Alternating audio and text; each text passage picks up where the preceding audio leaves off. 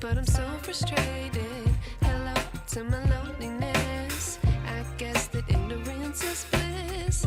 Take me back to before I knew. Rewind, take it out of cue. Innocence can be a young man's game.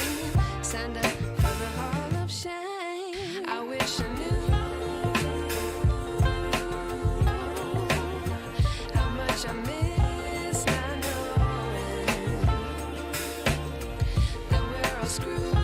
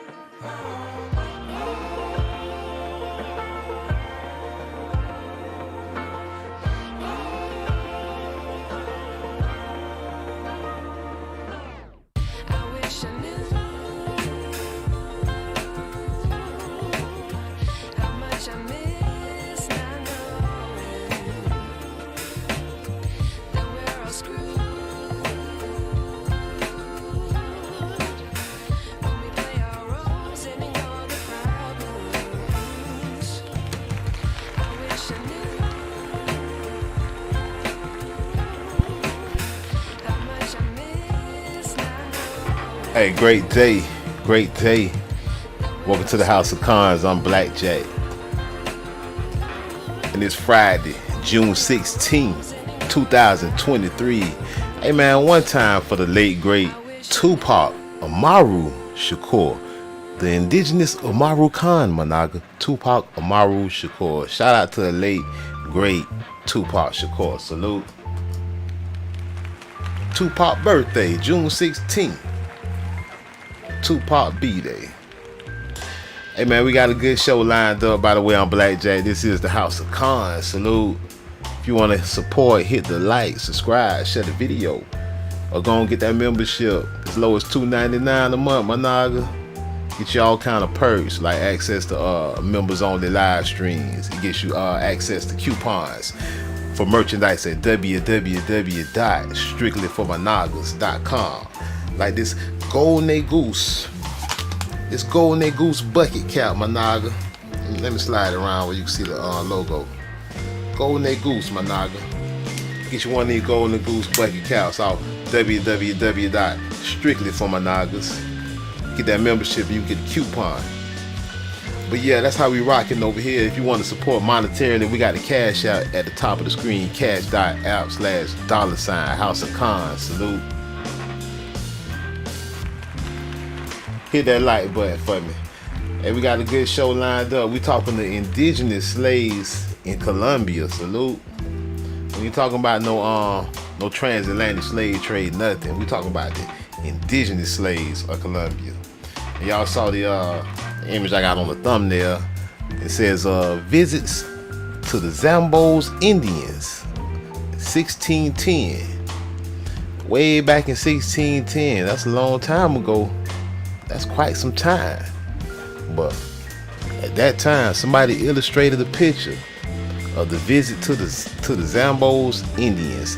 And let's investigate this picture real quick from a third eye point of view. Salute. Something like a bird eye, but we talking the third eye point of view. We're gonna look deep at this. We're gonna hit it with our third eye point of view, Managa. So it says to visit to the Zambos Indians, and I wonder which ones are the Zambos, Managa. You take a guess. I'm quite sure we know who's the Zambo. You know, we talking about stronghold of the Naga. We're talking about stronghold of the colored races, right? Looking at the Zambo, the Negro, and it tells us right in the description of the image. It says a Negre. Zambos Negre. If you look right there at the bottom of the screen, they got a description of the painting, and it clearly says Negro. It's probably hard to see it because of the screen pixels or whatever, but it says a Negro if you research it yourself. So they're talking about the Zambos Indians. It's the Negroes. You see who they clearly enslaved. We know what the records show. But we about to get into it. That's what we talking tonight, y'all. We talking about these Zambos. These Zambos Indians portrayed in 1610. And we see the colonizers around them doing nothing, right? Colonizers holding their young colonizer babies. But they got the Zambos working. Salute. Who did they enslave? Africans? Nope. Zambos. Who are the Zambos? We about to see. We about to dig right on into it. The Zambos Indians, Managa. Salute. And I'm gonna show y'all where this photo come from. Of course, y'all know I got the receipts. Y'all know your boy Blackjack keep receipts, man. You know I'm gonna show you where that photo come from, just so you can shut somebody up. Soon as somebody talking stupid, soon as somebody talking out the side of their neck, I'm gonna give y'all the ammo to shut them up, man. Cause y'all know we tired of the BS. We're gonna dig into some of these receipts. But before we go absolutely there to the receipts, we're gonna check out something else first, since we talking the Zambos Indians. So let's check this out. I got some stuff set up. We're gonna first, y'all know I like to use Wikipedia. I like to use Wikipedia because for one, I like to point out Wikipedia errors. I like to eat the meat and spit out the bone. We pulling the sword from the stone, Managa. Hey, we conned up. We ain't playing no games. We want to point out Wikipedia lies, and we want to find the truth. And we want to eat the meat, spit out the bones. Salute. So we're gonna start there. We're gonna since we talking Zambos, Indians. Let's look right into the Zambo. And don't forget, the title of the show is about the indigenous slaves in Colombia. And we just saw that Zambo Indian, right? Let's get with it. Wikipedia. Let's see what Wikipedia has to say about the Zambos. This article needs additional citations. Yeah, I bet. Zambo, look at that. Or Sambo is a racial term historically used in the Spanish Empire to refer to the people of so-called mixed indigenous and African ancestry. They want to call them that because they're Negroes. They have no African ancestry though. So we're gonna call Wikipedia out on this African ancestry. Prove African ancestry. You can't say just because they black or so-called black that that's proof of African ancestry. There's no such thing as that. You cannot say that the so-called black was everywhere on earth, Managa, since the beginning of time. So you can't call somebody African just because they black or say they have African ancestry, call them mixed. You know they're indigenous because you see their culture. You see them holding their spears. You see them blinked up with their earrings on and their nose rings. You see them blinked up holding their spears. You know this is Tamarican, American Indian work here. And you call them a Sambo or Zambo. But we're going to dig into all of this, and right there on this picture to the right, they talking about a 16th century painting of Zambo caciques from Esmeraldas, Ecuador. That's not, you see what they put in that? But check this out. I'm gonna show you exactly what that really is. It's right here on this book cover. These are Inca noblemen. Wikipedia, get it right, Wikipedia. You talking about Inca noblemen right here. You put on your Wikipedia as Zambo caciques. Yeah, caciques chief. You know they chiefs. You want it, but get it right. These are noblemen, Inca noblemen. As a matter of fact, let's just start right here for the minute. Y'all see that? They call them 16th century painting of Zambo caciques. Oh yeah, let me put it up then, since they want to play around. Let's put 16th century painting of Inca noblemen.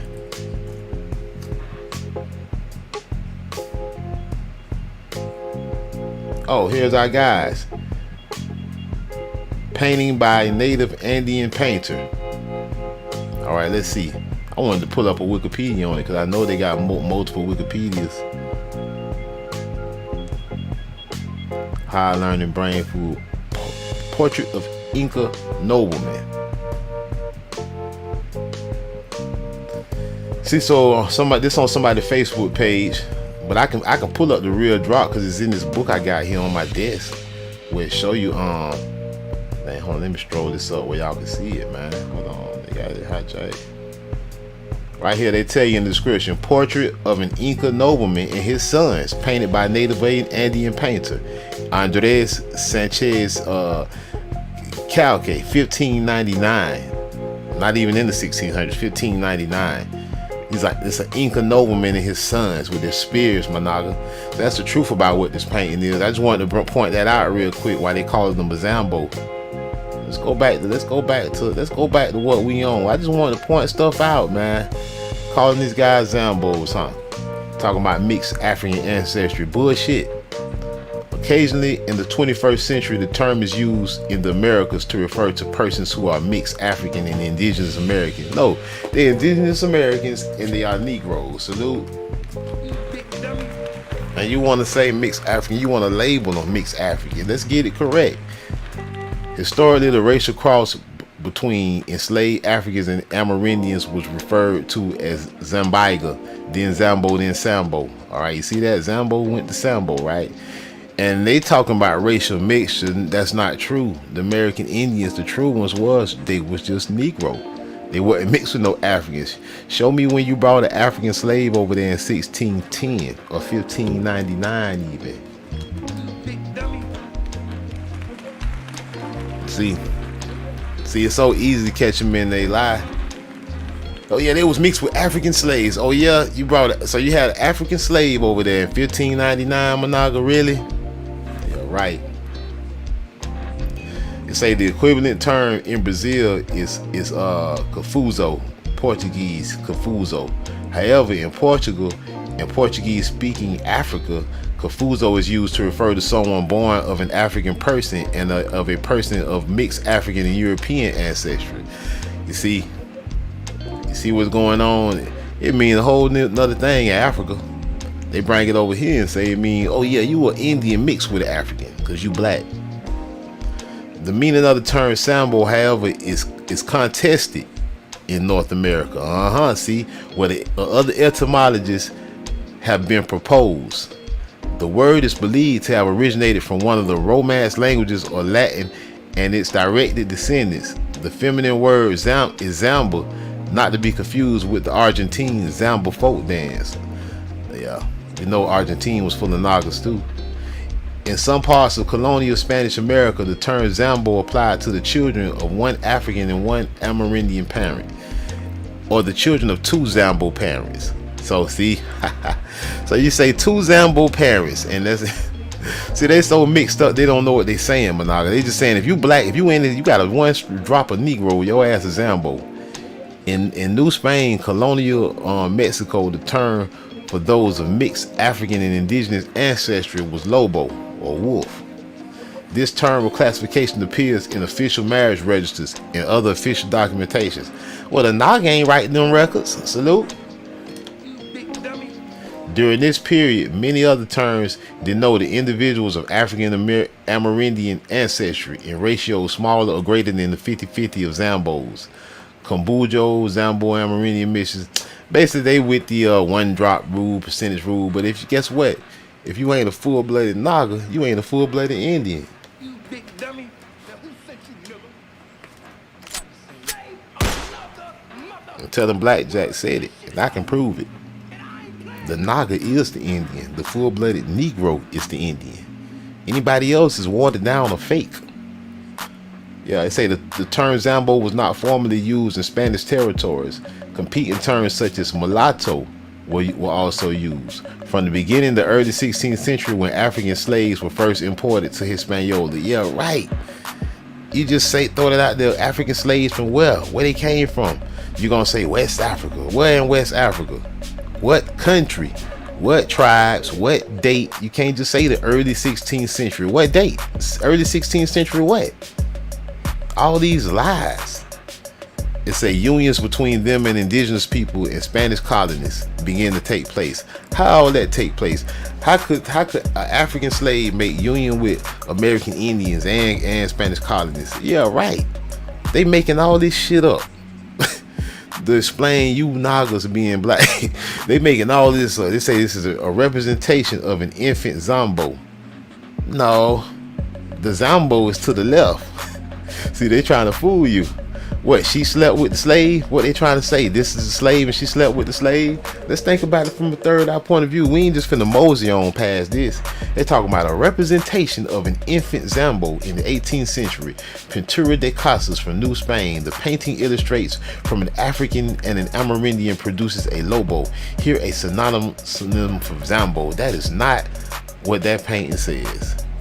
We got the real transcription. It says visit to the Zambos Indian 1610. See, Wikipedia wanna lie. They don't know. We would dig on their ass. We would dig on their ass with this lying. They done made up a whole nother description. Ain't that something, y'all? What else? Let me see what else they lying about in here. The two non-European groups sometimes work together in the mines. On the plantations of Hispaniola. Okay, if you want to say the blacks was Africans and they worked on the mines and in the plantations with the red man, where's the pictures of the red man alongside the Negro on the plantations then?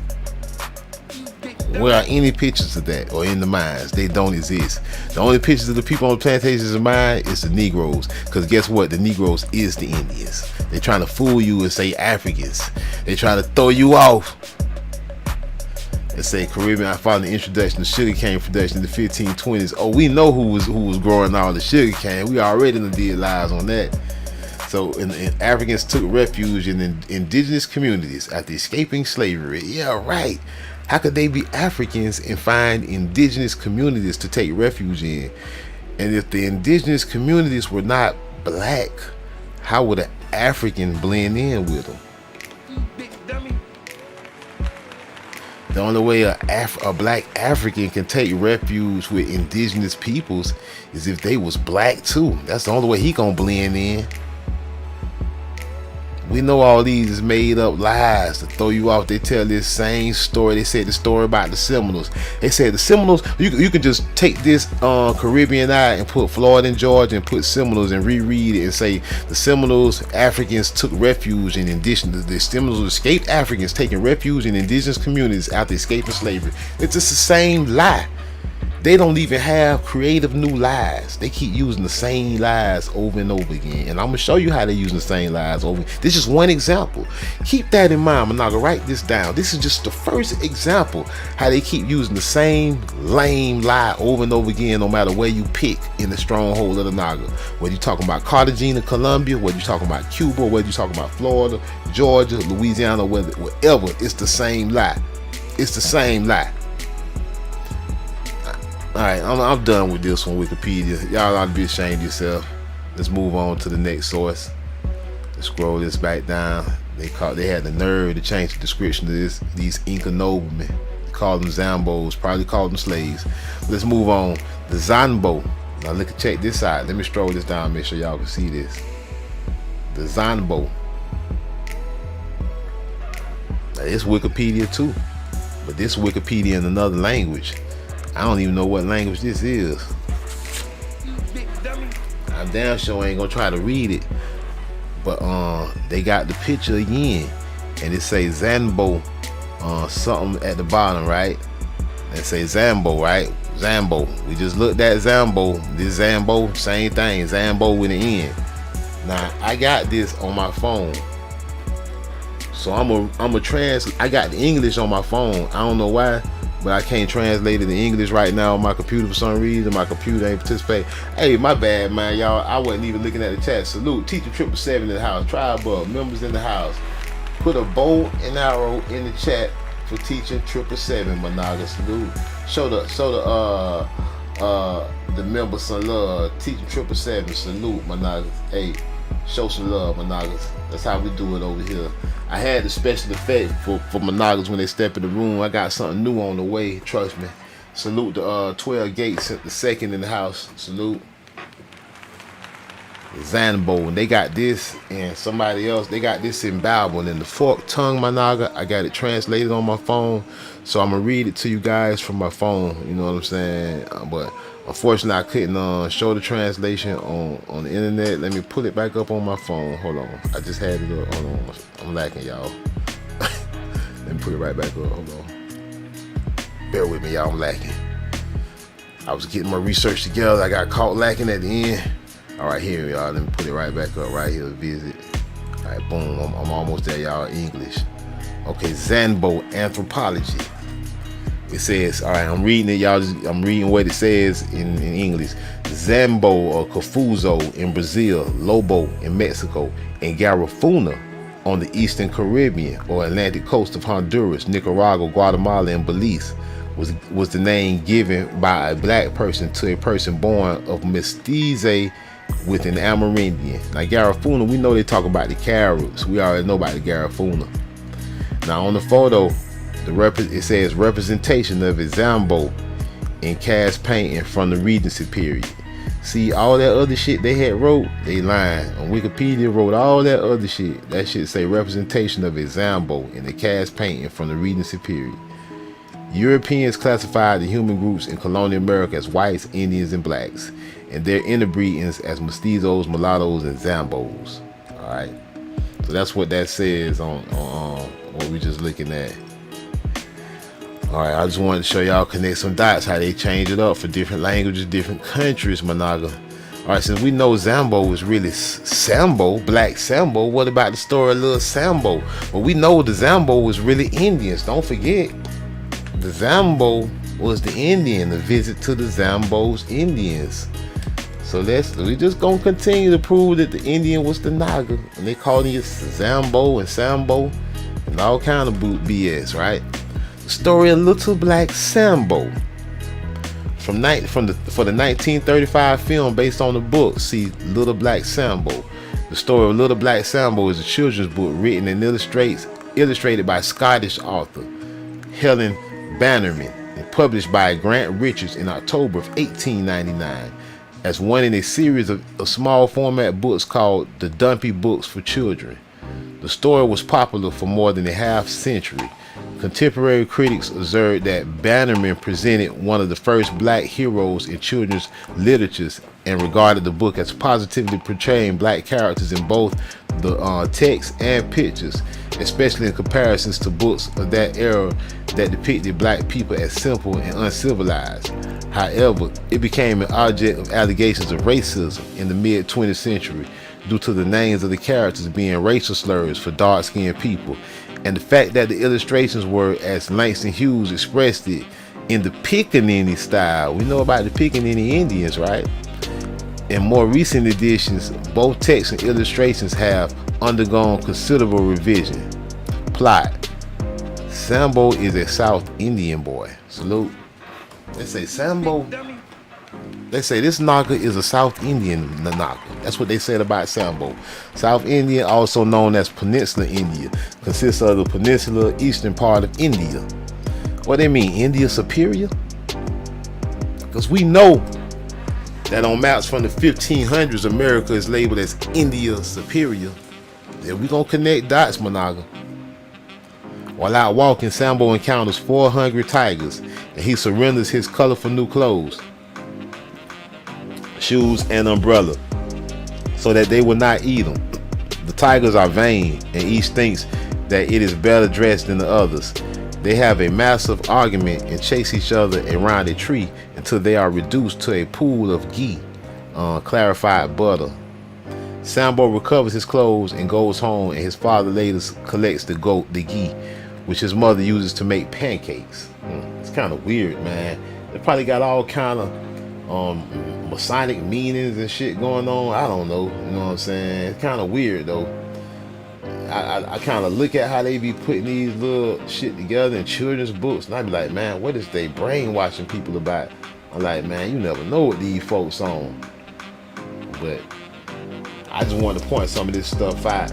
We finna get back into some more of this. This just, they say the controversy, right? They say the book's original illustrations were created by the author and were simple in style and depicted Sambo as a Southern Indian or Tamil child. Little Black Sambo's success led to many counterfeit, inexpensive, easily available versions that incorporated popular stereotypes of black peoples. One example was a 1908 edition illustrated by John R. Neal, best known for the illustration of the Oz books by L. Frank Baum. In 1932, Langston Hughes criticized Little Black Sambo as a typical Pickaninny storybook, which was hurtful to black children, and gradually the book disappeared from lists of recommendation stories for children. Alright, so Langston Hughes called it a Pickaninny book. You know, Langston Hughes, you know, look,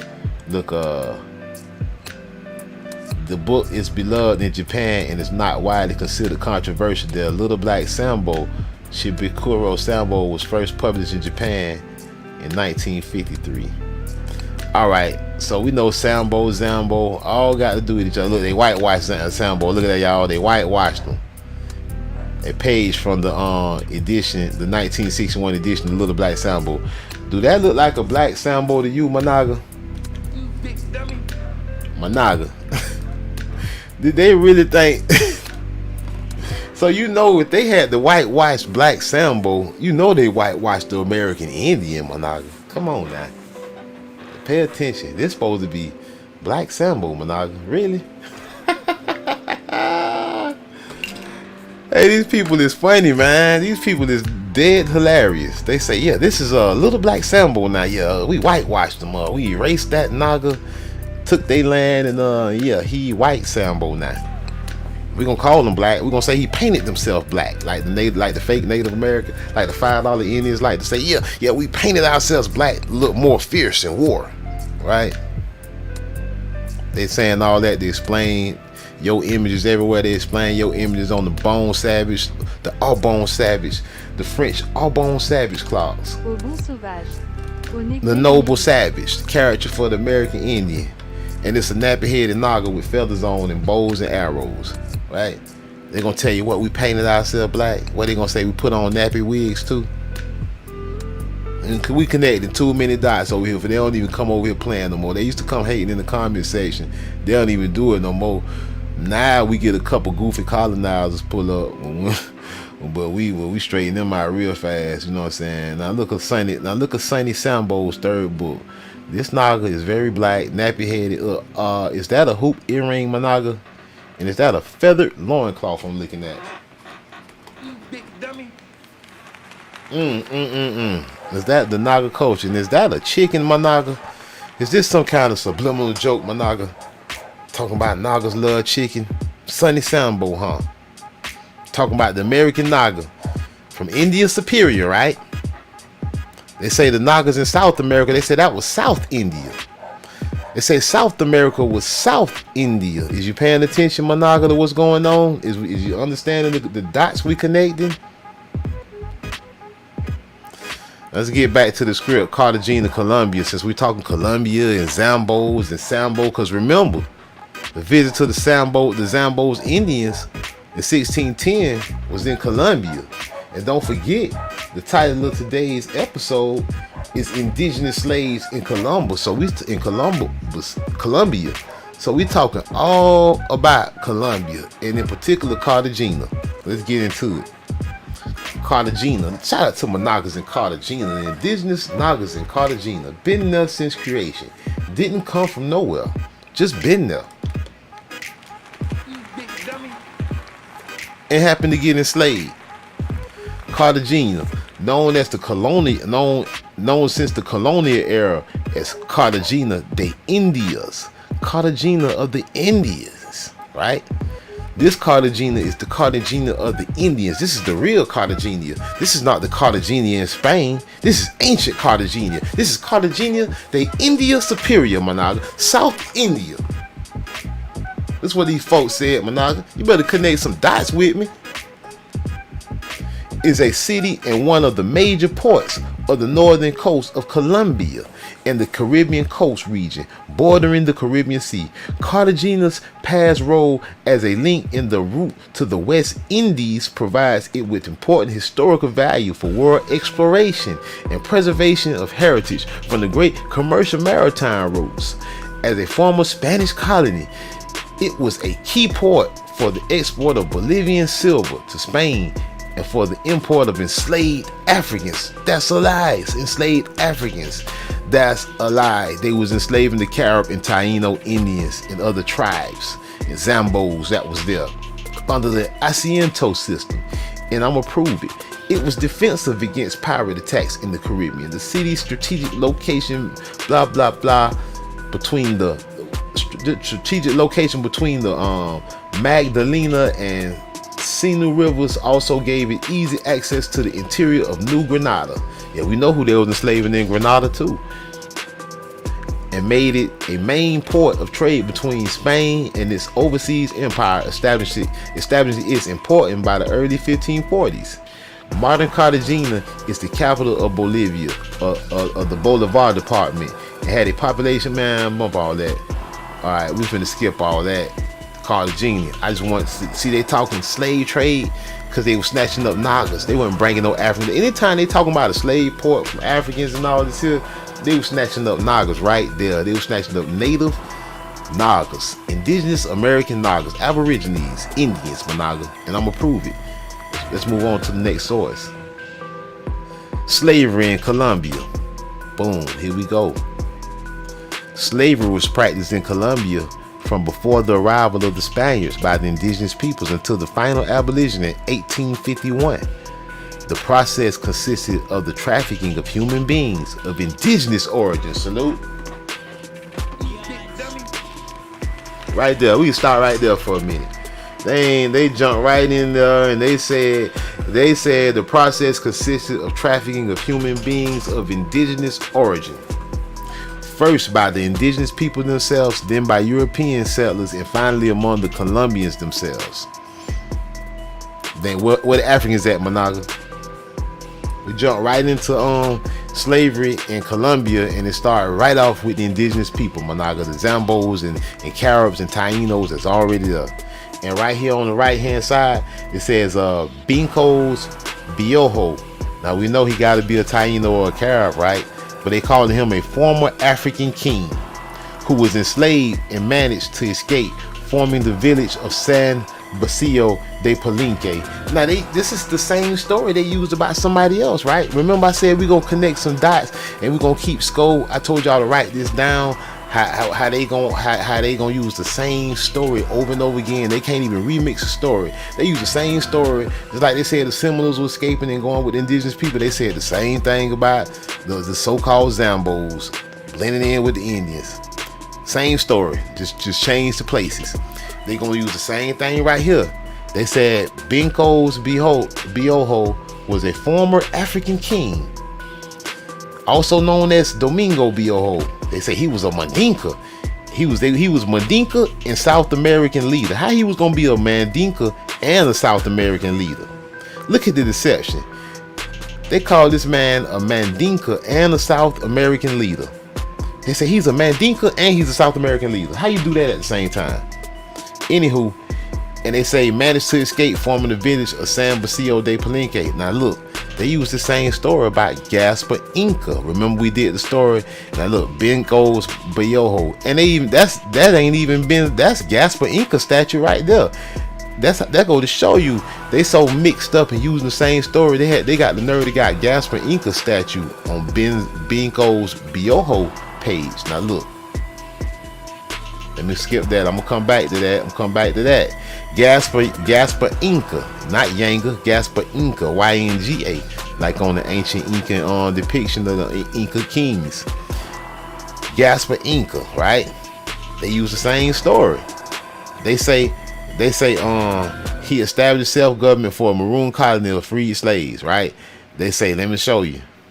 They say Gaspar Inca, officially simply Yanga, right, was an African who led a maroon colony of enslaved Africans in the highlands near Veracruz, Mexico, in Spanish colonial rule. He successfully resisted Spanish attack in the colony in 1609, and the maroons, blah. He was an Inca, he wasn't African. But they said, look, early life, they use the same story. This how they try to hide the fact that he was an Inca. They want to say he was African. They say Inca, aka Yanga, was said to be of the Brand people and a member of the royal family of Gabon. See, they always want to say a royal family. What royal family? They say the royal family of Gabon. He was captured and sold into slavery in Mexico. Where was he captured, in Gabon or in Mexico? see how they slid. He was captured and sold into slavery in Mexico. Captured where? In Mexico, where he was called Gaspar Inca. Okay, so they say he was of the royal family. They use the same story on Benkos Bioho, a former African king who was enslaved and managed to escape, forming a village in San Basilio. These ain't no African nothing. These is Indians, man. Y'all really serious? I know y'all don't believe this bullshit that they trying to slide past you. They turn around and say, yeah, they Africans. These is Indians, Monagas. Indigenous slavery. The enslavement of indigenous peoples in what is now Colombia existed before the arrival of the Spanish. The Chipchas, the Muzos, and the Ponches enslaved their neighbors and then ate them. See, they always want to call them cannibals. They want to call them Caribs, because we just read the other night that the Carib was the equivalent for cannibal in English language. They call them cannibals. And they say the Spaniards were horrified by the cannibalism and brutality of the indigenous peoples and decided to abolish cannibalism and Christianize the indigenous people to stop the brutality and depredation in which they were immersed. Yeah, right. You wanted to enforce doomed diverses and your doctrine of discovery and take their land. That's what you, and enslave them. And that was your reason, calling them cannibals, because they was black. Now they say, with the advance of the conquest, the defeated indigenous peoples were subjected to slavery as prisoners of war, as was the Spanish custom. So who was the Spanish enslaving? They ain't had no time to go to Africa and get no slaves. They was enslaving the Indians in there. They was enslaving Indians in there. And we what's so funny is we on Wikipedia reading slavery in Colombia, and they telling the truth on this one right in the beginning. Indigenous slavery, they telling the truth. Wikipedia lie on one page, tell the truth on the other. Then they still gonna lie on here too, talking about 8 people. But they ain't, our ancestors ain't eat nobody, Monaga. All right. It says, with the advance of the conquest, defeated indigenous people, subjected to slavery, prisoners of war, POWs, not ADOS, POW, Monaga. This process would take place without the crown's knowledge, under the rug, or legal justification, until the issuance of the so-called Benkos laws by the Spanish crowns, which eliminated de jure slavery of the indigenous peoples in 1512. Yeah, right, you just reclassified them as Africans, Zambos and whatever else. The legal status change of the conquered American population would be improved again by the so-called new laws of 1542. Who got conquered? The American population. Who got enslaved? The American. Who are you, Monaga? They call you conquered. They call you defeated. Who are you?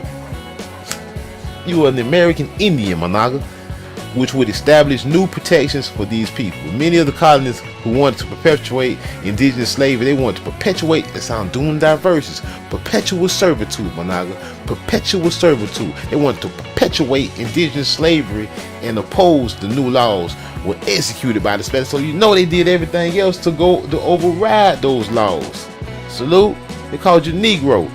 They ain't called you a Taino no more, or a Zambo Indian. They called you a Zambo from Africa. Benkos Bioho. Let's read some. Let's get into Benkos a little bit. Benkos Bioho, because we know he was just an American Indian, most likely a Zambo Indian, right? Benkos Bioho, late 16th century to 1621, also known as Domingo Bioho, was a so-called Mandinga. No, he was a South American leader who escaped from the slave port of Cartagena. So look, he escaped from a slave port, the Cartagena. They tried to port him in Cartagena with 10 others and founded San Basilio de Palenque, then known as the village of the Maroons, located in what is now northern Colombia. In 1713, now I'm going to show y'all something. It became the first free village in the Americas by decree from the King of Spain. They said the same thing about Inca Town, Gaspayenga. They said it was the first free village. They said the same story. They used the same story over and over again. When he gave up, listen, the Naga was always free in America. You know when the first free Naga town was in America? When the Most High said, "Let there be."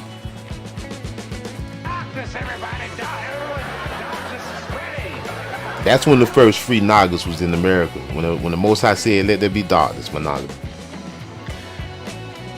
And it says, when he gave up sending the troops on futile missions to attack their fortified mountain hideaway. Look, see, they had a mountain hideaway. Gaspayenga and them had the same thing we just read. So Benkos Bioho, he had a fortified mountain hideaway, whooping the Spanish ass in the homeland of the Naga. He had a stronghold in the mountains, like the Israelites, Monaga. Not like the Israelites, is the Israelites, Monaga. Pay attention. In the mountains. Who else is in the mountains, Monaga? Israel. Bioho was born into a royal family and bullshit, Guinea Bazoo. Who's the royal family? He was of the Mandinka origin. False history, Monaga. He was seized by the Portuguese slave trader Pedro Reinel. We're gonna stop right there, Monaga.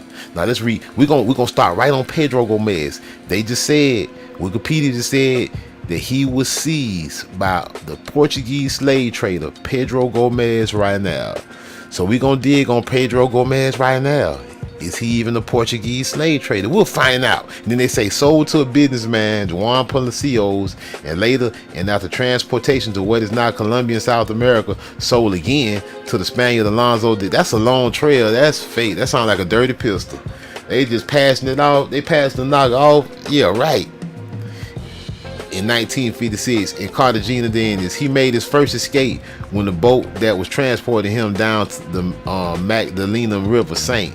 He was captured but escaped again in 1599 into the marshy land southeast of Cartagena.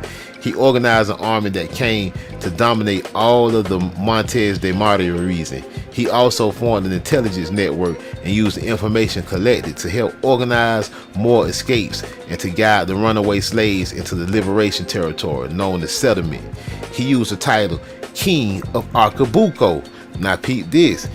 He's supposed to be from Africa, but he used a title called King of Arcabuco. What is Arcabuco? An indigenous name of an ancient land in America, my nigga. Where he from? Salute. And we finna read that. I'm telling you, I'm finna prove the man. Salute. Undisputed truth in the house. Salute. The man said he the king of Arcabuco. He said he is not the king of no. They talking about he from Guinea. This man say he ain't the king of no Guinea. He say he ain't no king of no the Mandinka. He said he the king of Arcabuco. Arcabuco is a town and municipality in the Recarte province, part of the Colombian department of Boyaca. Boyaca and Boyaca. Arcabuco is situated on the Altiplano, right? Cundiboyacense with the urban center, and all of them is indigenous words. Them is not African words, man. This man said he the king of Arcabuco. I'm finna go to Arcabuco to show you that Arcabuco is not in Africa. He said he the king of Arcabuco. On the 18th of July, 1605, the governor of Cartagena, Geronimo de whoever, unable to defeat the so-called Maroons, the American Indians, offered a peace treaty to Bioho. He said, man, we just got to make peace with these niggas. They up in the mountains like the Israelites, because they is the Israelites. We can't do nothing about it. He said they fortified the autonomy of the Matuno Bioho Palenque and accepting his entrance into the city armed and dressed in Spanish fashion, while the Palenque promised to stop receiving more runaway slaves, cease their aid in escape attempts, and stop addressing Bioho as king. He said, stop calling him king. Stop calling that Naga king. And they stop letting the runaway Indians get back to their tribe. Calling them Africans. Peace was finalized in 1612 under the governorship of Diego Fernandez de Velasco. The treaty was violated by the Spanish, of course, the same way they violated Gaspar Inca in 1619 when they captured Bioho as he was walking carelessly into the city. He was hanged and quartered on the 16th of March, 1621.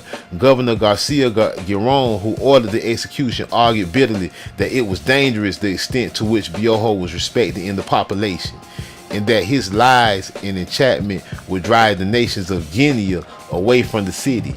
The betrayal contributed to the history of distrust of Colombia's government. By the end of the 17th century, Montes de Maria had over 600 Maroons under the command of Domingo Padilla, who claimed for himself the title of captain, while his wife Jane adopted that of viceroy and successfully challenged further attempts at sovereignty from the colonial authorities. San Basilio de Palenque was declared masterpiece of the oral intangible heritage of humanity by UNESCO in 2005 at about 80 kilometers 50 miles east of Cartagena. Hills of strategic value used as lookout posts still bear the names of the runaway neighborhood: Sincera, Mahates, Gambote. These are not runaway names. These are American Indian names, you big dummy. You big dummy. You dumb Wikipedia. Let's go to it. Let's back it up, because I'm gonna point out some stuff. We're gonna point out Arcabuco. Well, first before we point out Arcabuco, let's point out Pedro Gomez, who they say captured Bioho. Was he really a Portuguese slave trader like they say that captured him? Let's see. We'll come back to Arcabuco. Pedro Reinel. Pedro Reinel was a Portuguese cartographer. So he wasn't a slave trader. He was a cartographer. He was a map maker. So you mean to tell me a map maker, and you gonna lie and tell us he was a slave trader that captured this man, and you think we ain't gonna dig on it, think we just gonna breeze on across it, right? This man was a map maker, and they don't say nothing about him slave trading. I already read it. Say between 1485 and 1519, Reinel served 3 Portuguese kings, Joao, and Jorge Reinel. He and his son Jorge Reinel were among the most renowned cartographers, not slave traders, map makers. They made maps, Managa. of their era, a period when European knowledge of geography and cartography were expanding rapidly. There is some evidence he was of African descent. So Reinel was of African descent,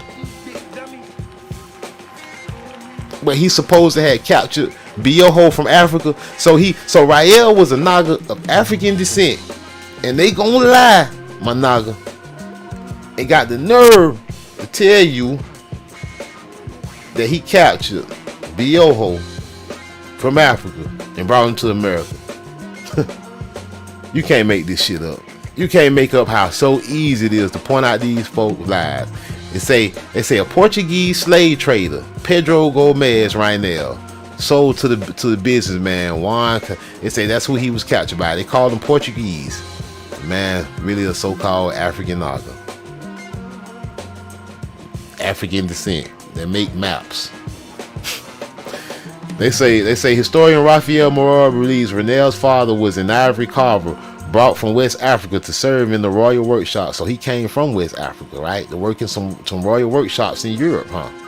Reinel was the author in Portugal. Reinel was the author of one of the oldest signed porcelain charts, tentatively dated about 1485. This nautical chart depicts the western Mediterranean and the African coast. Yeah, that's his land. He knew all about it, right? Extending as far as the Congo River. It includes the recently completed first voyage of exploration made by Diogo Caio in 1482 to 1484. The African coast is drawn into two distinct sections. So this man was a map maker. I ain't read nothing about slave trading yet. He was making maps of the continent of Africa. His Atlantic chart. He charted the Atlantic Ocean.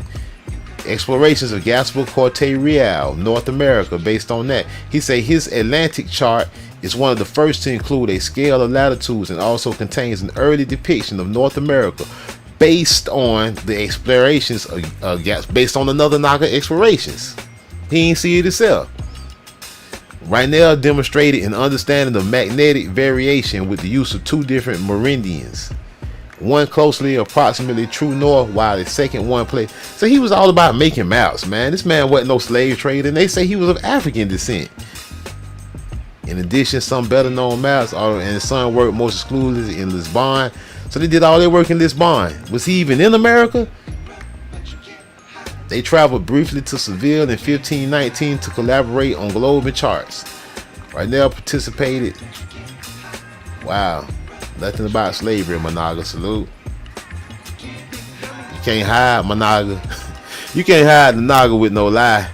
They say, yeah, Bioho was captured by Pedro Reinel. Pedro Gomez Reinel. Sold. Liars. Synagogue of liars. Let's get into Arcabuco, because remember, he said he ain't no Mandinga. He said he ain't from Africa. He said he the king of Arcabuco. Let's see what Arcabuco is. He calling himself the king of Arcabuco. That should be something African. That should be some Mandinka shit. Let's see. Arcabuco is a town and municipality in the Ricaurte province, part of the Colombian department of Boyaca. Arcabuco is situated on the Altiplano. So we know it's in Colombia. But the first question, is it ancient pre-colonial, before the Spanish got there? Was Arcabuco in existence before the Spanish even got there? Or did it get named Arcabuco after he called himself the king of Arcabuco? And that'll actually tell us whether he's an American Indian or is he really a Mandinka. Let's see. With the urban center at an altitude, yeah, they said it was high up in the mountains, Managa, the Israelites. The municipality borders Monicura and Gambita in the north. Villa de Live, all right, 34 kilometers to the south. Etymology, here we go. The name Arcabuco comes from Chipcha. What's Chipcha? Chipcha. The Chipcha Musca or Musca de Bogota was a language spoken by the Musca people of the Musca Confederation, one of the many African? No. Indigenous cultures of the Americas. So he's the king of Arcabuco, the indigenous cultures of America, Managa. You gonna sit around here and tell us he's a Mandinka and lie? You gonna tell us a map maker captured him? You gonna lie? A map maker who happened to be of African origin, in fact? The Musica inhabited or is the map maker is the map maker is of African origin, and he did try to enslave him in America though. Did it happen like that? Did the African come to colonize him in his own land? Was he a helper? He making maps. Do y'all get what's going on here? Arcabuco, ancient, huh? In the etymology from the Musco, indigenous people. Arcabuco was part of the Zacazalgo with the Zake. Sound real similar to Zambo, right? Zacazalgo, Zambo, all that. And they talking about Africa, man. Really? Modern Arcabuco was founded. They say modern Arcabuco. It was found. They found. When y'all found modern Arcabuco, they say it was founded. We founded it. Yeah, y'all found it. Y'all found it full of Nagas too. And the Nagas told you it was Arcabuco since the beginning of time. Since the Most High said, "Let there be." Darkness, everybody, The Most High said, "Let there be darkness." Arcabuco was full of Nagas. The Most High said Arcabuco. And Bioho, they talking about he got captured from Mandinka. He said bitch, I'm the king of Arcabuco. Telling these same lies about everybody. And we go back to Gaspar Inca. Remember, Gaspar, they say Bioho had a stronghold up in the mountain like the Israelites. Let's go back to Gaspar Inca, right? Let's show how many of the dots connect on the same story. Gaspar Inca, often simply Yanga, Inca. Colony of enslaved Africans in the highlands, in the mountains near Veracruz, Mexico, the New Spain. During the early period of Spanish colonial rule, he successfully resisted Spanish attack on the colony in 1609. The Maroons continued their raids on Spanish settlements. Finally, in 1618, Yanga achieved an agreement. Sound similar? Got an agreement from the colonial government for self-rule of the Maroon settlement. It was later called San Lorenzo de los Negros. San Lorenzo of the Negroes. And also San Lorenzo de Caravo. In the late 19th century, Yanga was named as a national hero of Mexico. They say that Naga was too popular. And the first liberator of America. First liberator of America, Managa. El Primer Libertad de America. Not of Africa, of America, Managa. In 1932, the settlement he formed, located in today's state of Veracruz, was renamed as Anca in his honor. Early life, Anca was said to be of the Brand people, and they made it up. And a member of the royal family. They made it up, royal family again, just like they said about Bioho of Gabon. He was captured and sold into slavery in Mexico, where he was called Gaspar Inca. Before the end of the slave trade, New Spain had the 6th highest slave population. Estimated 200,000 of the Americas after Brazil, over 4.9 million, the Caribbean over 4 million, Cuba over 1 million, Hispaniola in the United States 500,000. Look, hardly none. They say Hispaniola and the United States together only 500,000. They say around 1570, Anchor and believe all this other shit was lies too. They ain't sending no Africans, no 4.9 million Africans in Brazil. Them Nagas been in Brazil. Ain't no way in hell they brought 5 million Africans to do that. In how long did it take to get from Africa to Brazil? 6-7 weeks. How much water do 5 million niggas have to drink for 6 or 7 weeks? How many gallons of water, my nigga? How much food do they have to consume, Managa? How much waste will they produce, Managa? And you really believe they brought 4.9 million Nagas over here? You gotta be dumb if you believe that, man. I hate to say it, you gotta be dumb. I don't mean to place myself on no pedestal or high above nobody, but if you after the research and after looking into this, these numbers don't make sense. You can't move 4.9 million Nagas to no Brazil, and the amount of water it takes to keep them hydrated for damn 7 weeks. You ain't drinking salt water out there? You know how much water weigh? You mean you got 5 million Nagas full? You got Nagas packed from the bottom of ships, from chained up, pissing and shitting on themselves, with nothing to drink, nothing to eat. Where all the food and water at for this 7-week journey? You can't lie your way out of a paper bag, man. They said around 1570, England led a band of slaves in escaping to the highlands. Oh, in the mountains again. Just like Bioho. How come the Nagas always know to go in the mountains? How come they always know the stronghold is up in the mountains? To fight from the mountain. How they to find like man, look at here, man. They built a small maroon colony or palinque. Its isolation helped protect it for more than 30 years. And other fugitive slaves found their way there. How they found their way there, Managa? They from Africa. How they found their way? Because the people survived in part by raiding caravans taking goods along the Camino Real or Royal Road between Veracruz and Mexico City. And in 1609, the Spanish colonial government decided to undertake a campaign to regain control of this territory. Inca's Rebellion.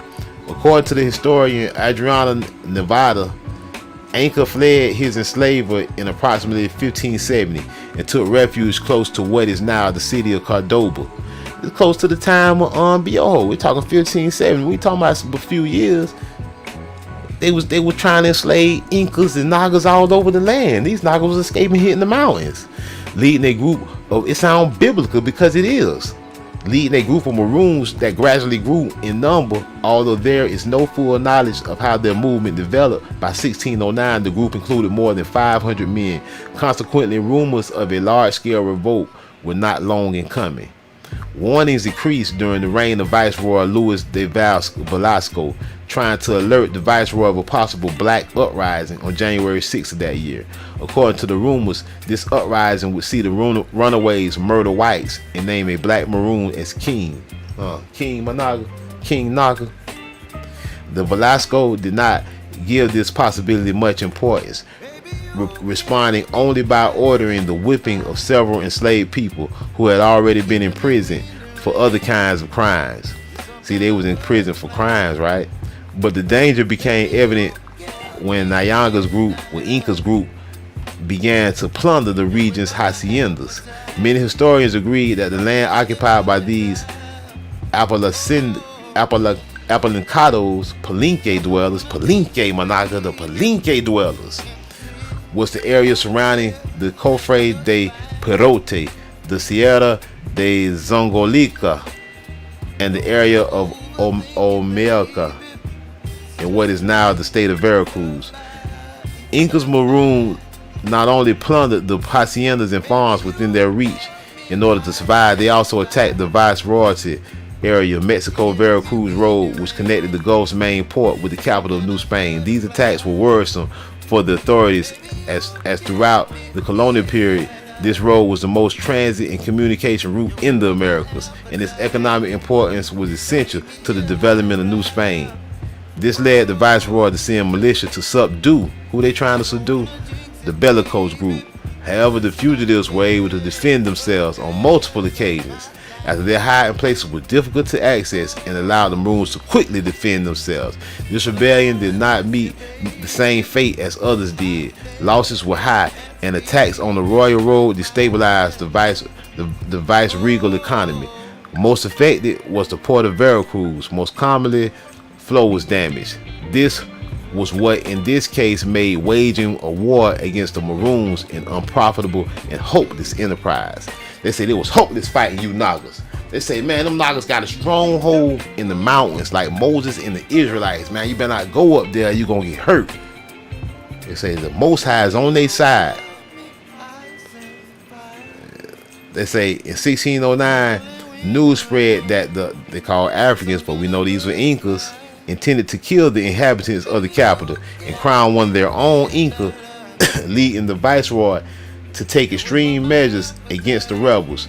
3 years later, rumors would come that many blacks who had been defeated had been dismembered and nailed to pieces along the main roads to serve as an example to the rebels. Damn, that's fucked up. In the 16th century, so-called Africans made up 6% of the population. Given the need for labor, shipments of Africans would increase. By 1646, there was an average of almost 168,000 slave blacks in New Spain. They see these are lies. These are not Africans. These are more Indian niggas that they done captured. Your number only increase when they capture you. Your census is you being captured and enslaved. They said in the 16th century they had 6%, 20,000 Nagas that they done enslaved right off the land, calling them Africans. And they said by the 1646 they had found 168,000 of you Nagas. Let's look at it from a third eye point of view. The Spanish 1690 attack, led by the soldier Pedro Gonzalez de Herrera, about 550 Spanish troops set out from Puebla in January. An estimated 100 were Spanish regulars and the rest conscripts and adventurers. The Maroons were an irregular force of 100 fighters having some type of firearm and 400 more armed with stones, machetes, bow and arrow. Managa, put a bow and arrow up in the chat. They got their bow and arrow. They'll kill you with whatever they got and the like.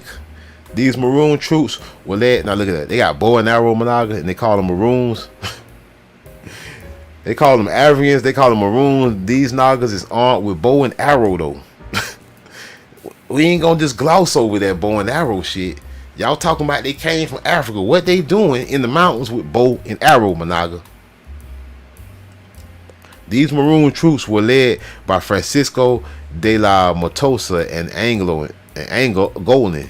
Yeah, right. I don't believe that. The man ain't from no Angolan. Anga, who was quite old by this time, decided to use his troops' superior knowledge of the terrain to resist the Spaniards, with the goal of causing them enough pain to draw them to the negotiating table. Upon the approach of the Spanish troops, Anga sent terms of peace via a captured Spaniard. Look, they captured them Spaniards.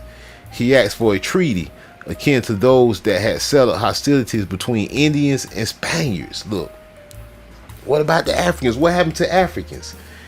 It said, read this again, we're not going to just gloss over it. It said he asked for a treaty that was akin to or the same as or exactly the same as those that had settled hostilities between Indians and Spaniards. An area of self-rule in return for tribute and promises to support the Spanish if they were attacked. In addition, Anka said this proposed district would return any slaves who might flee to it. This last concession was necessary to soothe the worries of the many slave owners in the region. The Spaniards refused the terms and went into battle, resulting in heavy losses for both sides. The Spaniards advanced into the Maroon settlement and burned it. But the Maroons fought fiercely and were well accustomed to the surrounding terrain. The Spaniards could not achieve a conclusive victory. The resulting stalemate lasted years. Finally, the Spanish agreed to parley. They lost. They had a parley. They skedaddled. The Spanish got the fuck on. Anka's terms was agreed to. They said, okay, we'll agree to your terms, Mr. Anka, whatever you say. With the additional provisions that only Franciscan priests, including Alonso de Bovinos, would tend to the people, and that Inca's family would be granted the right of rule. In 1618, the treaty was signed. By 1630, the town of San Lorenzo de los Negros de Caravallo was established, located in today's state of Veracruz. The town has been renamed Anca. All right, Gasper Anca. Right. So you see how the story is very similar from Mexico, from Veracruz, Mexico, to the Zambos in Colombia. Nagas escaping slavery, going into the mountains. They call the Nagas Africans. Turn out these Nagas is Indians. They lying about history. And even more on top of that, man, to connect even more dots to this, all this fighting in the mountains. All this going up in the mountains and making your stronghold in the mountains. I'm gonna show y'all something. I'm gonna show y'all something that's another relation to that. We're gonna connect some more dots to that. Let me get my reference together. It's one more thing I want to connect the dots to this tribing up in the mountain thing. You know, the Palenque. You know, they call it the Palenque. You know, it's historical history in the Old Testament about the Israelites going up in the mountains of the Palenque, and the connection between the American Indians and the Israelites. We know the Mayans and everything, all of us, we know the connection is there. But they had these temples. Let me try to pull it up. I want to pull up some Hebrew and Chinese signs at Palenque. Boom, right here. So check this out. This other source I'm gonna pull up real quick. If it come up, the witness Hebrew and Chinese signs at the Palenque, high up in the mountains, right? Temple of the Inscriptions, Palenque in Mexico. Hebrew there, right? Israelites, right? You big dummy. Like they want to call Kyrie and Kanye West crazy and stuff, and the brothers, the brothers ain't crazy. And even though they might misspeak about a few things, especially when they make an Africa relationship to it, because they just not fully aware, Managa. But they on track though. They on track. Sooner or later they will be there. You give it just time, Managa. Nobody is all the way on point right from the start. I'm not all the way on point. I still learn every day and I share. But the Palenque in Mexico, Managa, the Mexica, Moses, Moshe, Managa. Mexico, that's all that is. The Mexica, that's Moses. They say the Palenque, they say it's Hebrew up there. What you think Hebrew doing up there? Hebrew and Chinese, they say Chinese signs. They ain't Chinese. They say, yeah, Chinese, India superior, Managa. Where you think language came from? Iba, Managa. Let's see. The Temple of the Inscriptions, Palenque, Mexico. Say Neil Steed sent the following article, which was published in a Mexico City newspaper in April of this year. What year? Where's the year? I want to see where's the year of this. They talking about Egyptians. Evident connection to this millenarian city with Egyptians, Phoenicians, Syrians. Yes, all that was in America, the real old world. All that was over here first. All that stuff over there, they just made that up, man. To hide the Israelite, Managa. The murals of Quetzalcoatl, aftermath of Colombia. I just pulled this up. I ain't even read this, man. Serpent people versus the Jaguar people. Quetzalcoatl, Managa. Serpent, the plume serpent, Managa. They talking about the serpent people, Managa. Talking about you. They talking about the Dracon, Managa. They talking about the cons, Managa. Calling you a serpent. You a con, Managa. You a dragon. A hypothetical scenario. Let's see what that say. Hieroglyphic inscriptions. Look at that. All up in the Palenque, up in the mountains, up in the stronghold of the Naga, right? A hypothetical scenario. In the previous paragraph, I have described the growth of Teotihuacan, Hawa. Nephite influence. They say a Nephite influence into Maya, Lamanite. They call them Lamanite lands. No, Israelite lands. While the Book of Mormon, as we have, it does not give all details concerning the decline of Nephite supremacy. Perhaps their success also contained the seeds of their own destruction as they attempted to enforce their will by military means. During Teotihuacan 3 AD 250, increased signs of militarism as noted. I believe the Nephites were responding to increased pressures in Lamanite lands. All these dots getting connected. That Naga Black is that straight up. Darkness, everybody. Everyone. Darkness is spreading. Fighting in the Palenque, Managa, up in the stronghold in the mountains. Who was doing it? The Israelites. Who? The Mayans, the Inca, the American Indians, Managa. Africans? No. They need to start telling the truth about who you are, Managa. I'm going to dig more on this later.